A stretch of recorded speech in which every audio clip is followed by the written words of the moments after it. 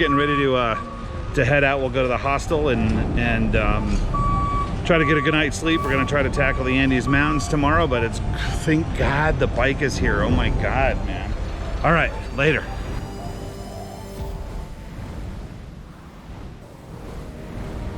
With Santiago behind me, it was upward, through the Andes Mountains, the tires groping around on the ice-covered road searching for bits of grip. The mountains in front of me grew in this cartoonish fashion as I moved towards them. Generous servings of ice and snow were waiting. The peaks of Aconcagua, the highest on this side of the planet.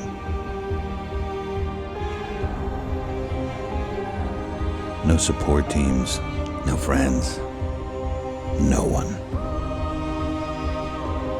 There's a story about a rugby team from Uruguay, and their plane was ripped out of the sky. The mountain left only 16 survivors. 72 days, they were held hostage by the bitter, jagged, unrelenting mountain.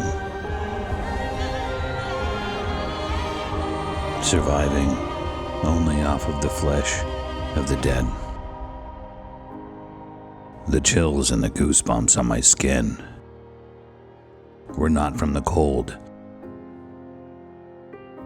After 2 months, 2 of the survivors left the wreckage and ventured out towards Chile to find help. They hiked for 10 days with no map, no compass, no gear.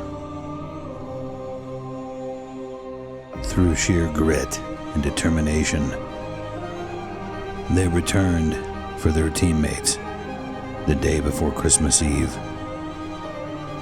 To hear those helicopters, to know you're going home. The remains of 29 souls are still there, frozen under the orange iron cross marking their grave. It was in the spirit of that rugby team that I was moved to start my journey in Montevideo. You see, life is about the experience of the other people in it.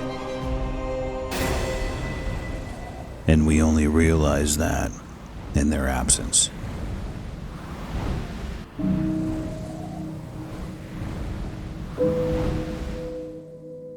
I descended down the treacherous spine of a winding dirt track. I rode and rode for 13 hours into Argentina's wine country, Mendoza. If you've ever had a Malbec, chances are it was made here, where the land has been under vine for half a millennium. And if you haven't yet surrendered to its dark fruit nose of blackberry plum richness and nuances of violet flowers and milk chocolate, I recommend you do. After riding for 16 hours from Mendoza, I returned to Buenos Aires to pack up the rest of my gear.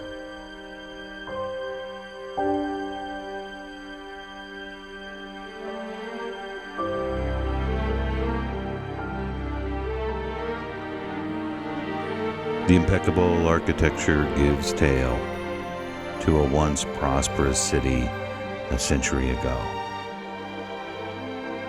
Slivers of vast wealth sculpted a small portion of the sprawling metropolis.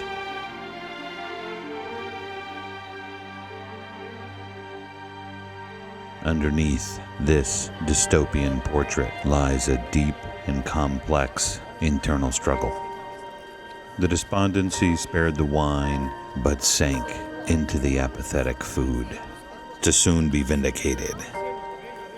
I was invited to a restaurant where the chef, he shared his own story of driving across 13 countries and decided to stay to resurrect the lost palate.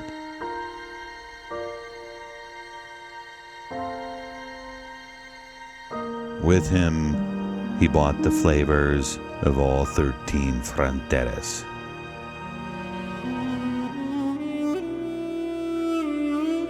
But outside of this sliver, there is reality.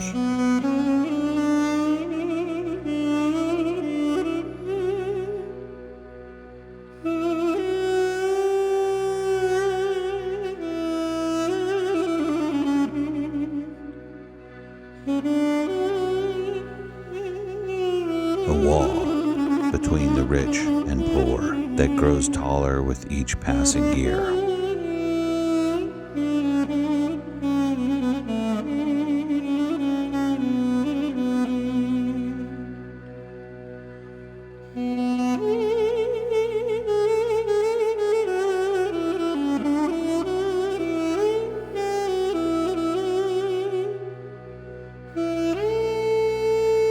Many here remember a country torn apart,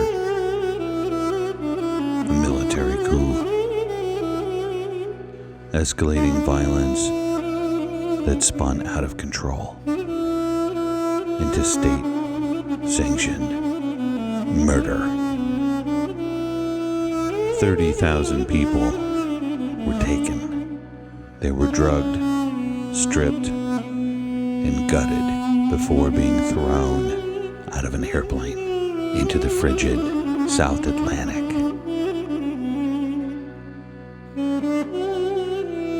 Hundreds of concentration camps were set up across the country, filled by anyone who stood up against the government.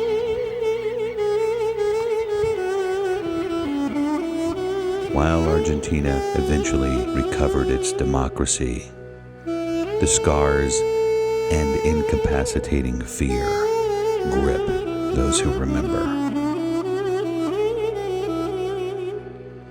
In most cases, the barrier is fear.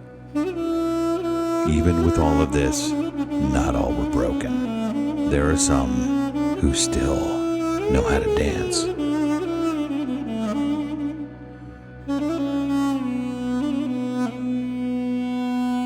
Life is a journey. Maybe it really isn't about arriving at some particular point. This sentiment seemed to be punctuated by the tango dancers.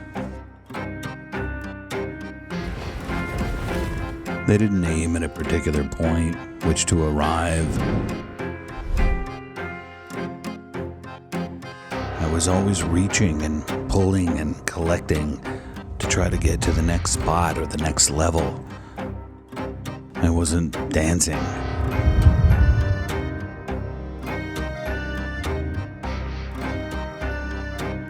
The first step to handling a barrier is to be aware of it. I mean, in large measure, that is actually all you need to do. The ground you need to cover is the ground between recognizing that you've got the barrier and where that puts you is on a journey, the end of which is being the source of that barrier, being that one who creates the barrier.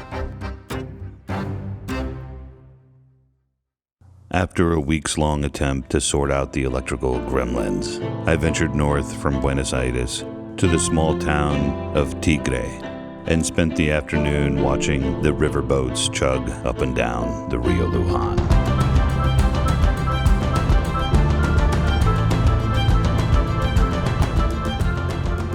I crossed from Argentina into Uruguay, brimming with happy, beautiful people and endless beaches.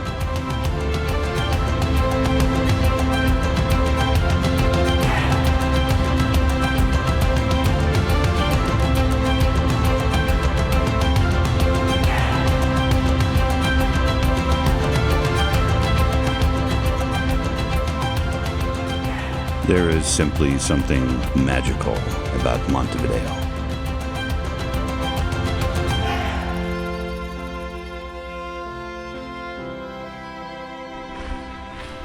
It's wintertime down here, August 15th or something like that. Just to get the motorcycle down here, it's been crazy. Boom, and we're in.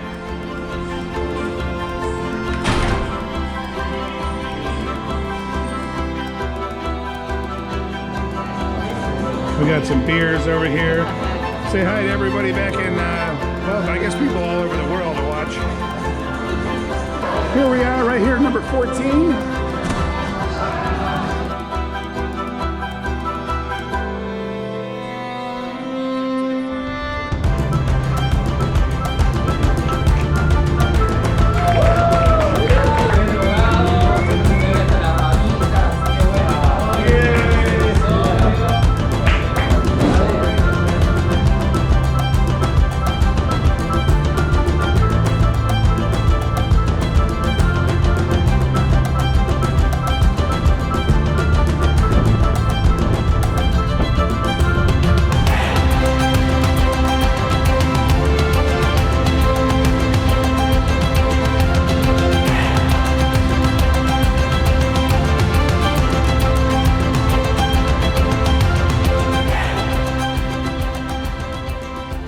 The plan is to head north out of Montevideo with a stop in my favorite city.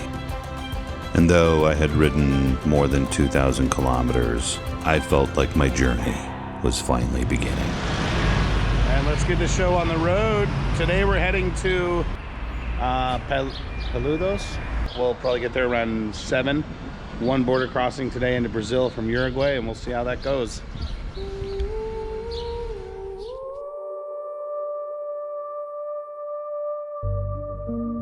I was not sure which way I was going. For now, I just planned to head north. Punta del Este.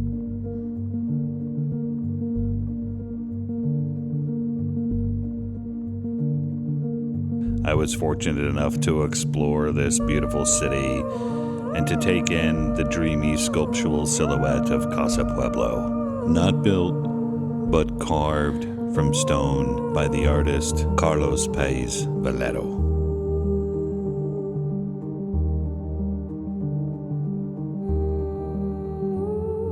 Perfect imperfections, with rooms that are labeled not by numbers, but symbols engraved by Valero himself. Should you visit, don't miss Jose Ignacio and the famous gastronomic enclave, Garzon.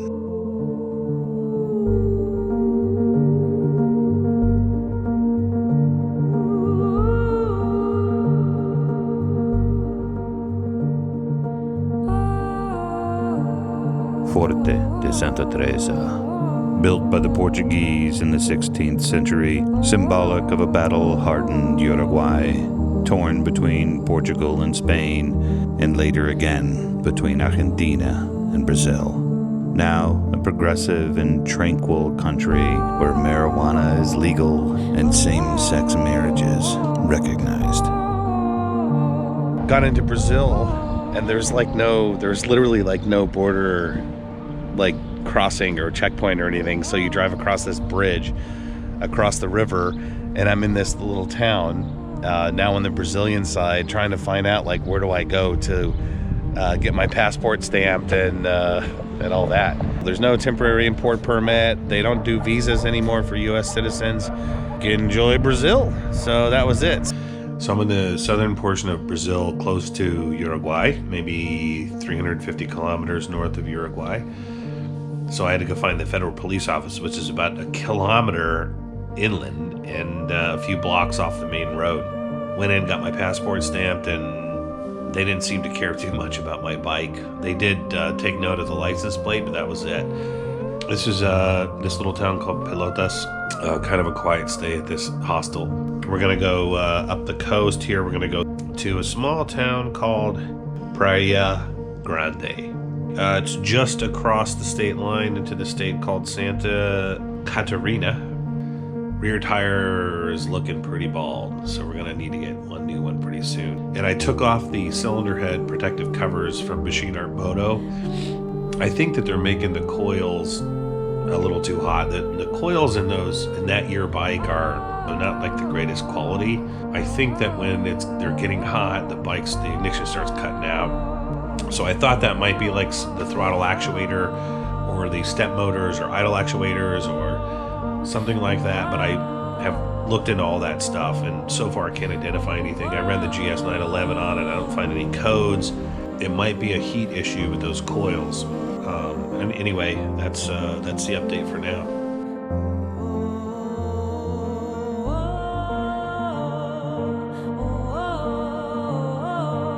This really underscores the northern hemisphere bias. Okay, guys, so we're gonna pack up the rest of the stuff on the bike and head up kind of close to Florianopolis, but Santa Catarina.